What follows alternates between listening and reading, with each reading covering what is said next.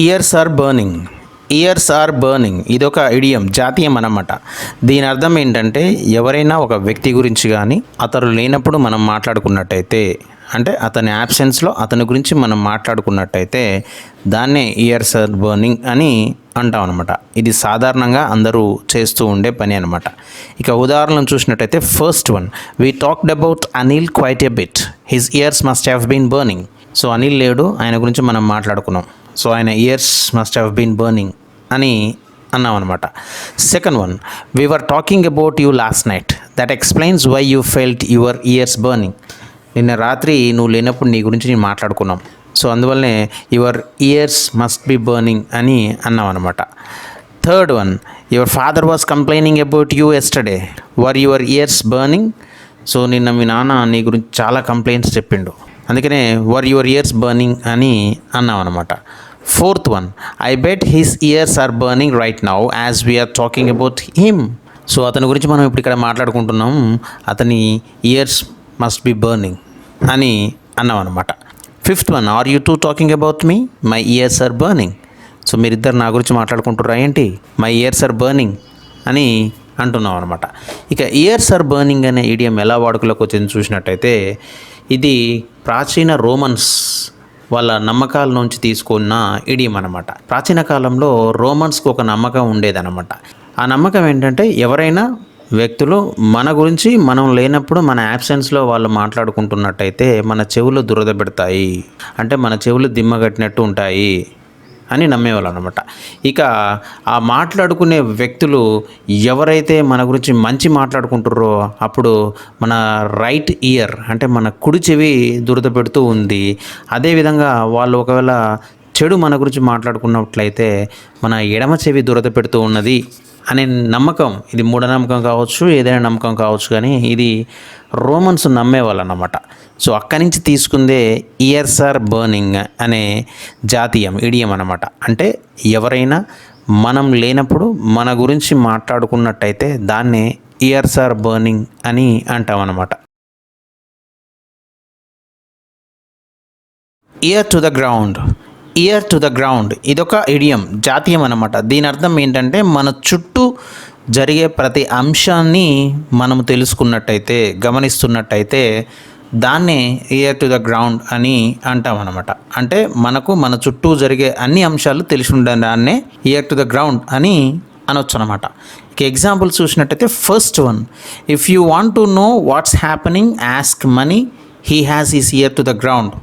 చుట్టుపక్కల ఏం జరుగుతుందో తెలుసుకోవాలంటే మనీని అడుగు, ఎందుకంటే వాడికి ఇక్కడ ఏం జరుగుతుందో మొత్తం తెలుసు, అందుకనే he has his year to the ground అని అన్నాం అనమాట. Second one, don't think it is a done deal, keep your year to the ground.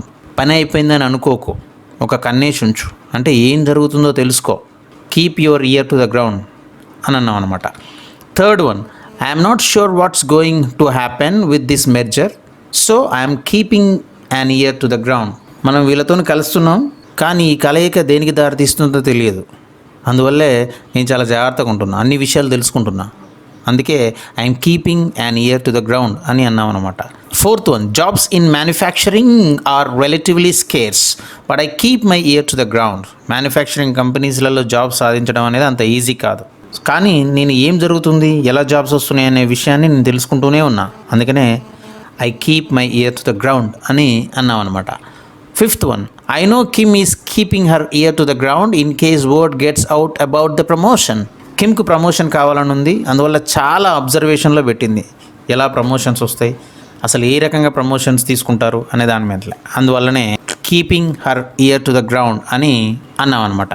ఇక ఈ idiom year to the ground అనేది ఎలా వాడుకలోకి వచ్చిందో చూసినట్టయితే ఇది నేటివ్ అమెరికన్స్కు సంబంధించిన ఇడియం అనమాట. పూర్వకాలంలో నేటివ్ అమెరికన్స్ వేటకు వెళ్ళేటప్పుడు వాళ్ళ చెవులను భూమి మీద పెట్టి ఎక్కడ ఎలాంటి జంతువులు సంచరిస్తున్నాయి అనేది వాటి వైబ్రేషన్ ద్వారా, భూమి నుంచి వచ్చే వైబ్రేషన్ ద్వారా, వాటి సౌండ్స్ ద్వారా వాళ్ళ చెవులు గ్రౌండ్ భూమి మీద పెట్టి వినేవాళ్ళు అనమాట.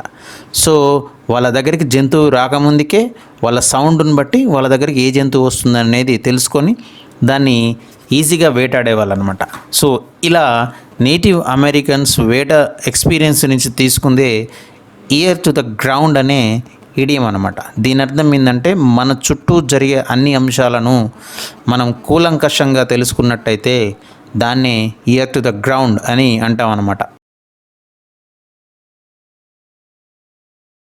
ఈట్ క్రో దీన్ని ఇంకొక రకంగా టు ఈట్ హంబుల్ పై అని కూడా అనొచ్చు అనమాట. ఇది ఒక ఇడియం, జాతీయం అనమాట. దీని అర్థం ఏంటంటే మనము ఎప్పుడైనా తప్పు చేసినాము అని వేరే వాళ్ళు ప్రూవ్ చేసినప్పుడు మనల్ని అందరూ హ్యూమిలియేట్ చేయడము, ఎగతాళి చేయడము అనేది చేస్తూ ఉంటారన్నమాట. సో అలా చేసినప్పుడు మనం దాన్ని వినయంగా స్వీకరించినట్టయితే అప్పుడే మనం నిజంగా ఈట్ క్రో అన్నట్టు అనమాట. ఇక ఉదాహరణలు చూసినట్టయితే first one, after my team lost the game I was made to eat crow. గేమ్లో మా టీం ఓడిపోయింది, ఇక నేను ఆ ఓటమిని భరిస్తూ ఉన్నాను, అందుకనే I was made to eat crow అని అన్నాం అనమాట. Second one, if your plan does not click you will be made to eat crow. నీ ప్లాన్ కనుక సక్సెస్ కాకపోతే అందరూ ఎగతాళి చేస్తారు, హ్యూమిలియేట్ చేస్తారు, క్రిటిసైజ్ చేస్తారు, అందుకనే you will be made to eat crow అన్నాం అనమాట. Third one, not that my brother has proved that I was wrong I will have to eat క్రో.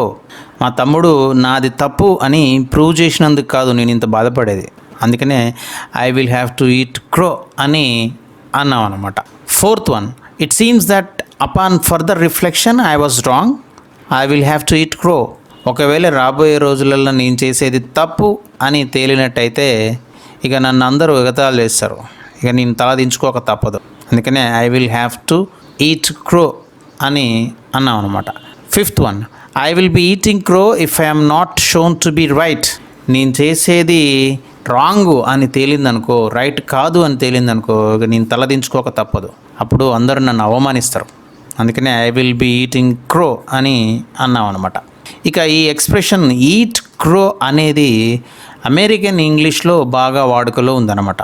ఇది ఒక స్లాంగ్గా మాత్రమే వాడడం జరుగుతుంది, చాలామంది దీన్ని స్లాంగ్గా ఉపయోగిస్తారన్నమాట. ఇక కొంతమంది మేధావులు ఏం చెప్తారంటే ఈట్ క్రో అనే ఎక్స్ప్రెషన్ నిజమైన ట్రూ ఇన్సిడెంట్, నిజంగా జరిగిన ఒక సంఘటన నుంచి తీసుకోవడం జరిగింది అని చెప్తూ ఉంటారనమాట. ఏంటంటే ఒకసారి ఒక బ్రిటిష్ అధికారి ఒక వేటగాన్ని పట్టుకుంటాడు అనమాట. అప్పుడే ఆ వేటగాడు ఒక క్రో అంటే కాకిని వేటాడి తీసుకొని వస్తుంటాడు. ఇక ఆ బ్రిటిష్ ఆఫీసర్ ఆ వేటగాన్ని పట్టుకొని అతన్ని బెదిరించి అతన్ని వేటాడిన క్రో ఆ కాకిని నువ్వు తిను అని భయపెడతాడు అనమాట. పాపం ఏం చేయాలో తెలియక ఆ వేటగాడు తను వేటాడిన కాకిని కొంచెం తింటారనమాట. అందరూ నవ్వుతారు. ఇక దాని తర్వాత ఆ బ్రిటిష్ ఆఫీసర్ ఏం చేస్తాడంటే ఆ వేటగాడికి తిరిగి ఇచ్చేస్తాడు. ఎప్పుడైతే గన్ను తీసుకుండో ఇమ్మీడియట్గా వేటగాడు బ్రిటిష్ ఆఫీసర్కి కూడా గురిపెట్టి ఇమ్మీడియట్గా మిగిలిన ఆ క్రో ఏదైతే తను తినగా మిగిలిన క్రో ఉందో ఎక్కువ శాతం మిగిలి ఉంటుంది, అదంతా ఆ ఇంగ్లీష్ ఆఫీసర్తోనే తినిపిస్తారనమాట. సో ఇక్కడి నుంచి తీసుకున్నదే ఈట్ క్రో అనే ఇడియం అనమాట. లిటరల్గా ఇది జరిగింది అని చాలామంది అంటుంటారు. సో ఏదేమైనప్పటికీ ఈట్ క్రో అని అంటే మనం గనక తప్పు అంటే మనం అపజయం ఏర్పడ్డప్పుడు దాన్ని చాలా హంబుల్గా నిజాయితీగా స్వీకరించడమే ఈట్ క్రో అని అంటాం అన్నమాట. ఈట్ హంబుల్ పై ఇది ఒక ఇడియం, జాతీయం అన్నమాట. ఇక దీని అర్థం ఏంటంటే ఎప్పుడైనా మనము తప్పు అని ఎవరైనా మనల్ని ప్రూవ్ చేసినట్టయితే, నిరూపించినట్టయితే దాన్ని మనం ఒప్పుకొని చాలా నిబద్ధతతోనే ఉండడం అనమాట. అంటే అణిగిమణిగి ఉండడం, అవును ఇది తప్పే నిజంగానే అని చాలా హంబుల్గా మర్యాదగా ఉండడాన్నే ఈట్ హంబుల్ పై అని అంటాం అనమాట. ఇక ఉదాహరణలు చూసినట్టయితే మొదటిది, after losing the elections he was made to eat humble pie. ఎలక్షన్స్లో ఓడిపోయిన తర్వాత ఆయన ఓటమిని అంగీకరించి ఇక చాలా మర్యాదగా ఉండడం నేర్చుకున్నాను అనమాట. అందువలన he was made to eat humble pie అని అన్నాం అనమాట. Second one, I'm not saying anything now I don't want to end up eating humble pie. ఏది పడితే అది చెప్పి నేను తప్పుగా మాట్లాడదలుచుకోలేదు, అందుకనే I don't want to end up eating humble pie అని అన్నాం అనమాట. Third one, I know for certain that the appliance should not be handled this way but if I turn out to be wrong then I will eat humble pie. ఈ appliance, ఈ వస్తువును ఇలా handle చేయొద్దు నాకు తెలుసు, ఇలా చేస్తే ఒకవేళ తప్పు అయింది అనుకోండి, అందరు నన్ను తప్పు అని అంటారు అనమాట. అందుకనే when I turn out to be wrong then I will eat humble pie. తప్పు చేశాను అని ఒప్పుకోవడం ఎందుకు అన్నట్టు అనమాట. Fourth one, the lawyer had to eat humble pie in the court because the facts he presented were wrong.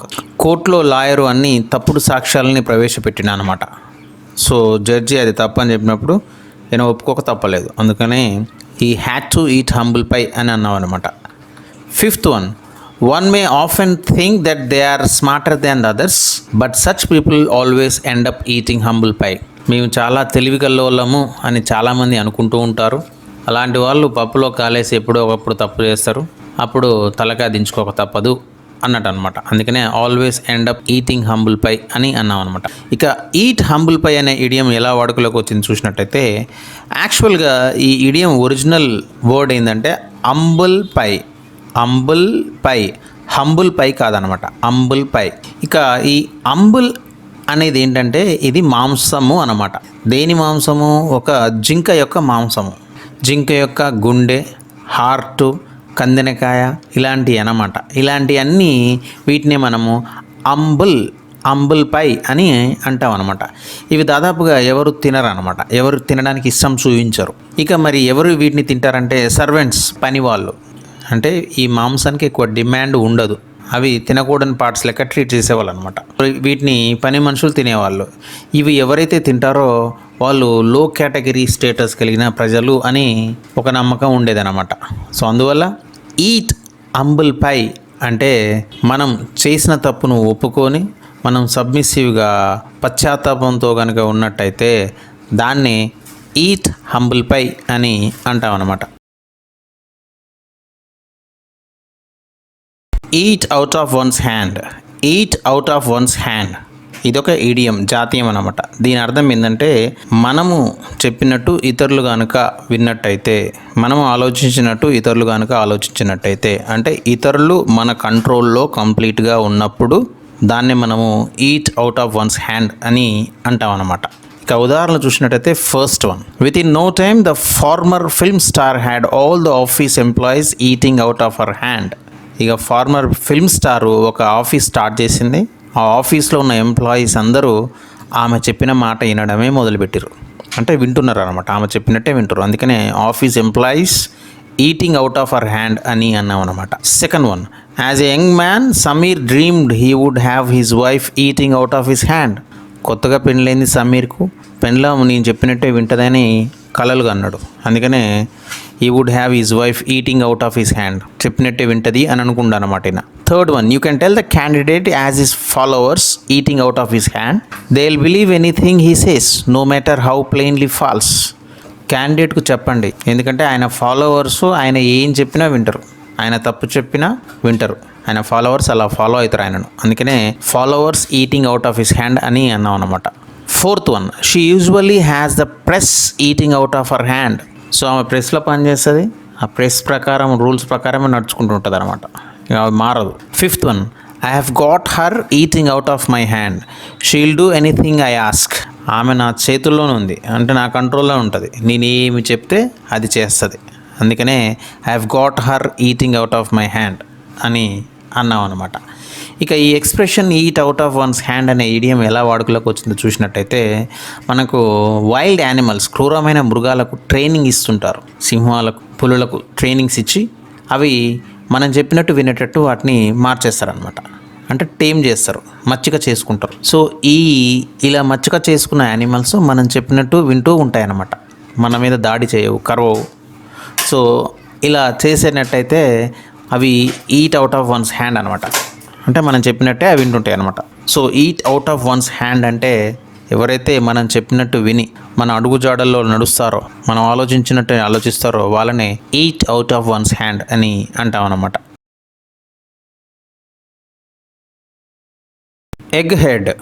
Egg head ఇది ఒక జాతీయం, ఇడియం అనమాట. దీని అర్థం ఏంటంటే ఒక వ్యక్తికి అద్భుతమైన తెలివితేటలు ఉండి బాగా బుక్స్ చదివి తెలివితేటలు సంపాదించి ఎడ్యుకేషనల్ క్వాలిఫికేషన్ పెంచుకున్నప్పటికీ తనకు స్వయ అనుభవం లేకపోతే అంటే ప్రాక్టికల్ ఎక్స్పీరియన్స్ లేకపోయినట్టయితే, అతనికి నిజమైన అనుభవం తన జీవితంలో లేనట్టయితే వారిని ఎగ్ హెడ్స్ అని అంటాం అన్నమాట. అంటే వీళ్ళు తెలివిగల వాళ్ళే కానీ ప్రాక్టికల్గా వాళ్ళు ఆలోచించారన్నమాట. అంత సూపర్ఫిషియల్గా ఆలోచిస్తూ ఉంటారన్నమాట. ఇక ఎగ్జాంపుల్స్ చూసినట్టయితే first one, I don't want an egg head like Ramesh on the committee. Ramesh లాంటి ఇంటలెక్చువల్ నా కమిటీలో అవసరం లేదు, ఎందుకంటే అతనికి చాలా నాలెడ్జ్ ఉంది కానీ ప్రాక్టికల్ అనుభవం లేదు, అతనికి గ్రౌండ్ లెవెల్ అనుభవం లేదనమాట. అందువల్ల రమేష్ లాంటి ఎగ్ హెడ్ అవసరం లేదని చెప్తున్నాను అనమాట. Second one, asking reporters to interview and egg head like Sam wasn't a good idea.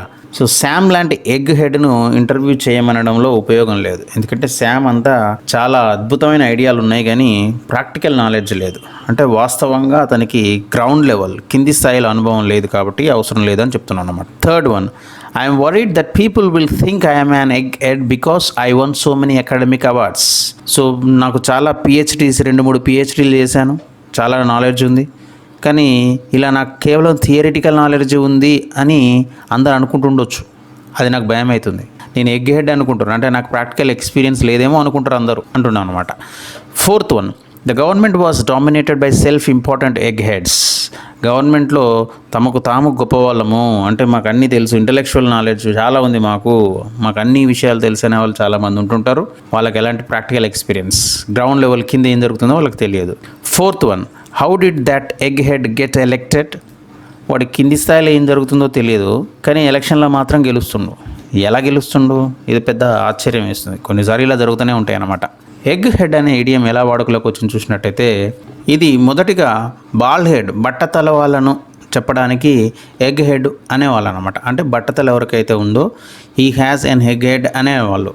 కానీ 1918లో చికాగోలో ఉన్న జర్నలిస్టులు ఏం చేశారంటే, ఇది ఇంటలెక్చువల్ అంటే తెలివిగల వ్యక్తి, ఎగ్ హెడ్ అంటే ఇంటలెక్చువల్ చాలా తెలివైన వ్యక్తిని ఎగ్ హెడ్ అని పిలిచేవాళ్ళు అనమాట. ఇక దాని తర్వాత 1950 నుంచి ఈ వర్డ్ ఎగ్ హెడ్ యొక్క అర్థమే మారిపోయింది. ఏం జరిగిందంటే 1950లో స్టీవర్ట్ ఆల్సోప్, ఈయన ఒక న్యూస్ పేపర్ కాలమిస్ట్ అనమాట. ఆయన ప్లస్ రిచర్డ్ నిక్సన్, ఈయన అమెరికన్ ప్రెసిడెన్షియల్ రేట్లో ఒక క్యాండిడేట్ అనమాట, రిపబ్లికన్ పార్టీ తరపున ఈయన పోటీ చేసిండు. వీళ్ళిద్దరు కలిసి ఆపోజిట్గా పోటీ చేసిన డెమోక్రటిక్ పార్టీ నుంచి పోటీ చేసిన అడ్లై స్టీవెన్సన్ అనే వ్యక్తిని ఒక ఎగ్ హెడ్ అని పిలిచారనమాట. అంటే దీన్ని ఏమర్థంతో వాడారంటే, ఈ అడ్లై స్టీవెన్సన్కు అద్భుతమైన నాలెడ్జ్ ఉంది కానీ ఆర్డినరీ పీపుల్, కింది స్థాయి పీపుల్ యొక్క జీవనాలని గురించి అతనికి తెలియదు, చిన్న చిన్న ప్రాబ్లమ్స్ ఆయన సాల్వ్ చేయలేడు, ఆయనకు అద్భుతమైన నాలెడ్జ్ ఉన్నా కానీ ఉండాల్సిన కామన్ సెన్స్ లేదు చిన్న చిన్న ప్రాబ్లమ్స్ను సాల్వ్ చేయడానికి అని ఆయనను క్రిటిసైజ్ చేశారనమాట. అంటే ఆయనకు ప్రాక్టికల్ నాలెడ్జ్ లేదు, స్వ అనుభవం లేదు అని కామెంట్ చేశారనమాట. సో 1950 నుంచి ఎగ్ హెడ్ అనే వర్డ్ను కంప్లీట్గా మార్చి వాడడం జరిగిందనమాట. సో ఎగ్ హెడ్ అంటే ప్రస్తుతానికి అర్థం ఏంటంటే, ఎవరికైతే అద్భుతమైన ఇంటలెక్చువల్ నాలెడ్జ్ ఉండి కొత్త కొత్త ఐడియాలు డిస్కస్ చేస్తూ ఉంటారు కానీ ప్రాక్టికల్గా వాళ్ళకు ఎలాంటి స్వ అనుభవం ఉండనట్టయితే, చిన్న చిన్న ప్రాబ్లమ్స్ కూడా సాల్వ్ చేయనట్టయితే వాళ్ళనే ఎగ్ హెడ్ అని అంటాం అన్నమాట. Egg on one's face.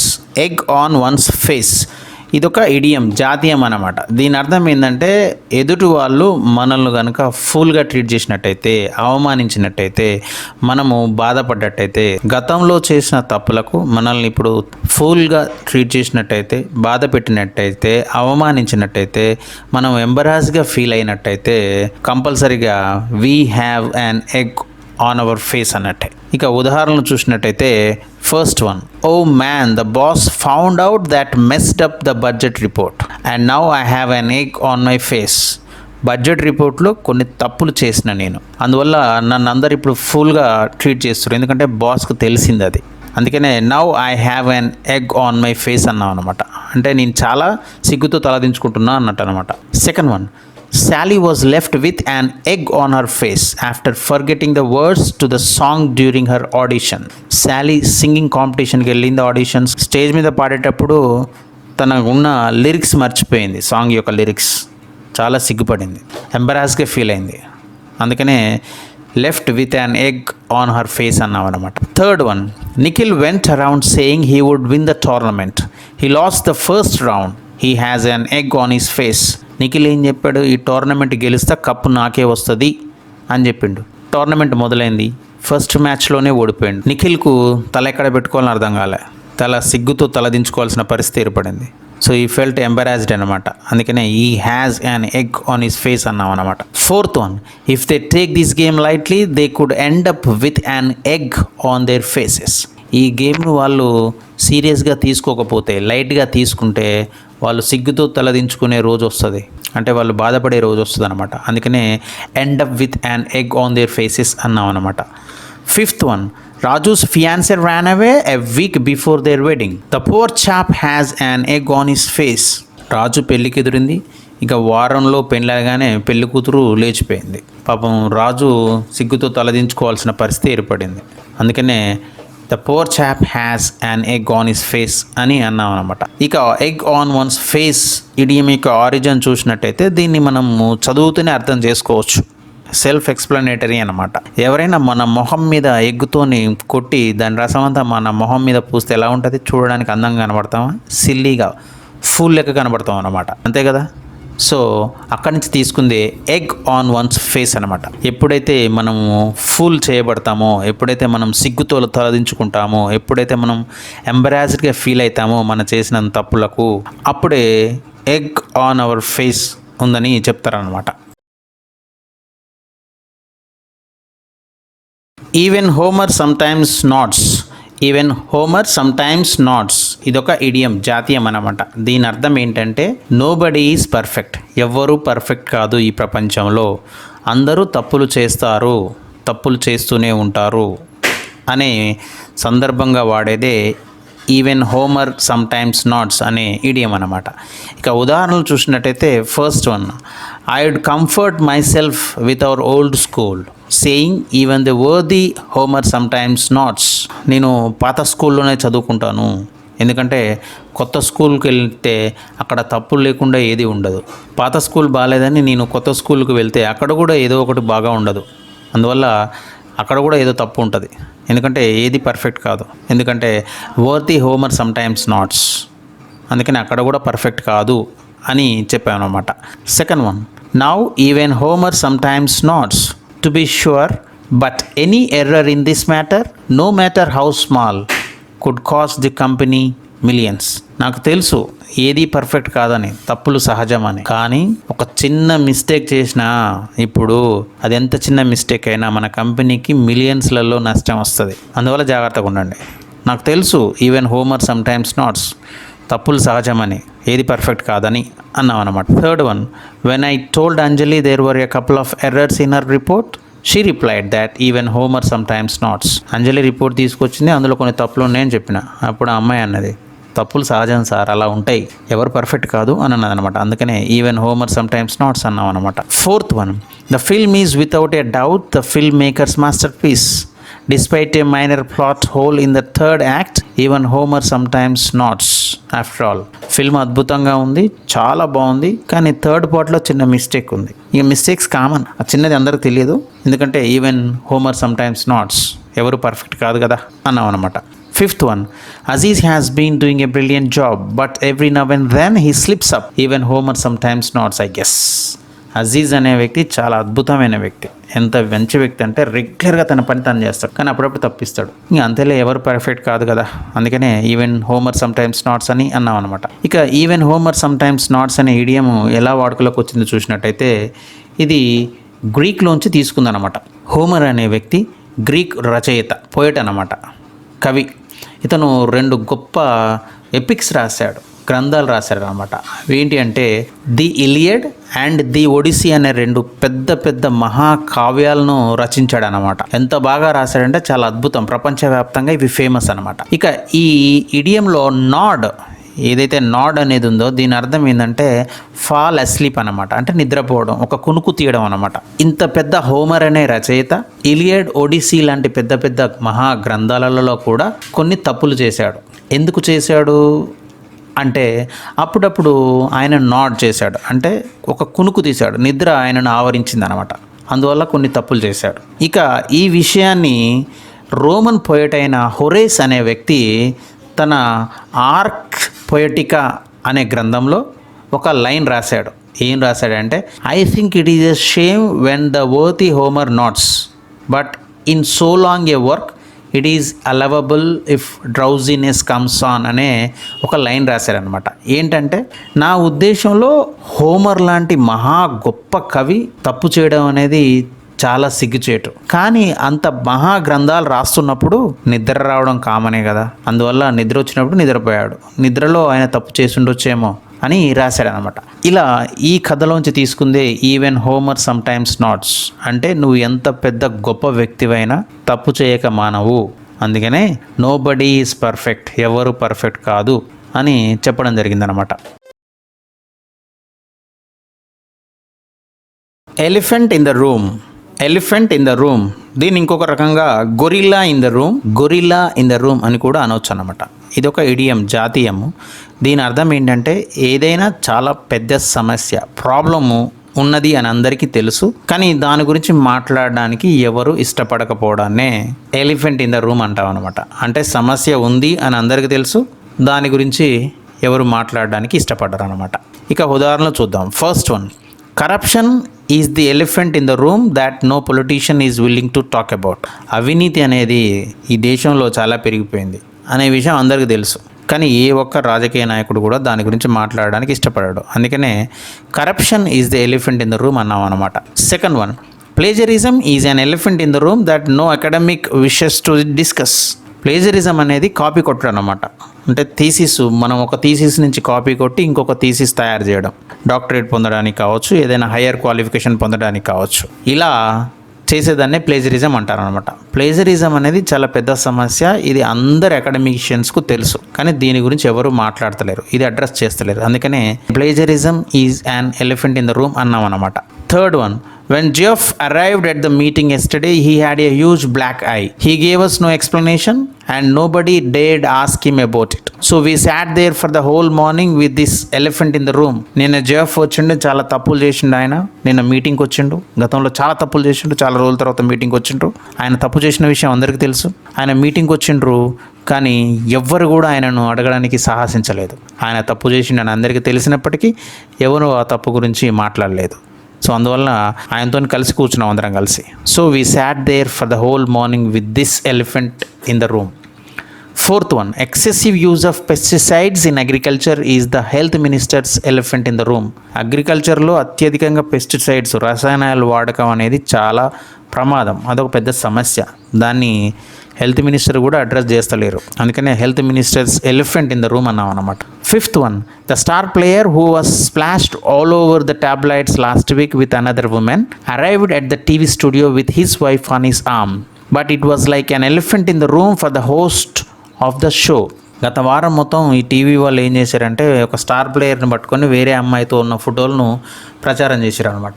ఇక ఈరోజు ఏం చేసిండు, ఆయన తన భార్యను పట్టుకొని స్టూడియోకి వచ్చాడు. ఇక ఆ ప్రోగ్రాం నడిపే హోస్ట్కు ఈ సమస్య గురించి తెలుసు, అతనికి తెలుసు, ఆ స్టార్ ప్లేయర్కి తెలుసు, కానీ ఇద్దరు దాని గురించి డిస్కస్ చేయలేదు, మాట్లాడలేదు. సో ఆ ప్రోగ్రాం నడపడం చాలా కష్టమైంది ఆ హోస్ట్కు. అందుకనే it was like an elephant in the room for the host of the show అని అన్నాం అనమాట.